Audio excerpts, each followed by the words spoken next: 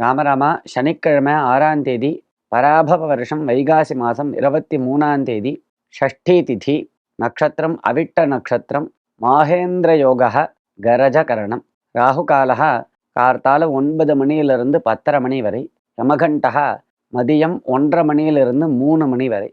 சாப்பிடும் பொழுதோ அல்லது முடித்த பின் கையை உதறக்கூடாது என்கிறார்கள், ஏன்?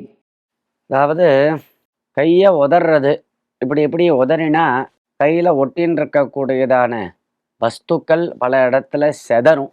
நாம் கையை அலம்புறோம், சாப்பிட்டுட்டு கையை அலம்புறோம்னா எச்ச கையை அலம்புறோம் இல்லையா? எச்ச கையை அலம்பினா அந்த தீர்த்தத்தை எல்லா இடத்துலையும் தெளிக்கக்கூடாது. அதை நன்னா கையை தொடச்சுன்றணும்.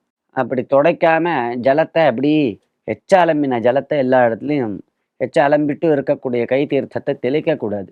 சாப்பிட்டு கையலம்பி காலலம்பி வாய் கொப்பளித்து அப்புறம் ஆச்சமனம் பண்ணணும்னு சொல்லியிருக்கு. அதாவது 3 முறை முறைப்படி ஜலத்தை சாப்பிடணும். உட்காந்து குந்தி உட்காந்து கொண்டு 3 முறை ஜலத்தை சாப்பிடணும். இதுக்கு ஆச்சமனம்னு பேர்.